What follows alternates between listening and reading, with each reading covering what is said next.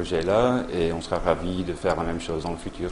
Annie Tchalley m'a contacté pour faire ce film parce qu'elle avait entendu parler de moi par son mari, François Kensi, avec qui j'avais déjà fait un film musical au Congo. Je travaille depuis une trentaine d'années, je suis belge et je vis en France depuis une dizaine d'années. Je fais beaucoup de documentaires et j'ai tourné beaucoup en Afrique. Mais c'est la première fois que je participe à un film produit par une maison de production ivoirienne. C'était vraiment une expérience très très intéressante. Surtout que African Queen est vraiment une très très bonne maison de production. Les conditions de tournage étaient parfaites.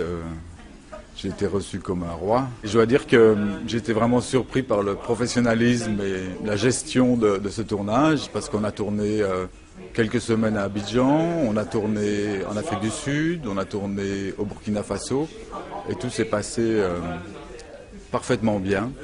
J'avais comme assistant quelqu'un à la lumière, il y avait un preneur de son, il y avait Annie qui faisait les interviews et qui réalisait le film.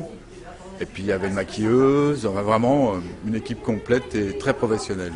J'ai été amené à travailler sur le tournage et le montage du film Un homme, une vision, réalisé par Annie Tchalley dans les studios African Queen. La première étape était donc en tournage à Paris, où on a interviewé Albert Bourget, Guy Laberty, Henri Emmanuelli. Ensuite, on s'est déplacé jusqu'en Suisse pour aller interviewer Jean Ziegler. La seconde étape était donc le pré-montage, le dérochage du film, où là j'ai dû me déplacer donc à Abidjan, en Côte d'Ivoire, dans les studios d'African Queen. C'était la première fois que j'allais en Afrique et j'ai rencontré dans l'équipe de montage du studio. Donc cette équipe très professionnelle nous a apporté très rapidement tout ce qui nous était nécessaire en fait pour réaliser ce film. Ça a été un travail quand même assez dur, donc pas mal d'heures par jour. Il y a eu pas mal de discussions sur la manière la plus réaliste, la plus objective de faire ce montage. Avec toutes les données qu'on avait, avec toutes les interviews qu'on avait, qui avaient été faites un peu partout dans le monde. Je pense qu'on était ravis de participer à cette aventure, de ce film qu'Annie a réalisé.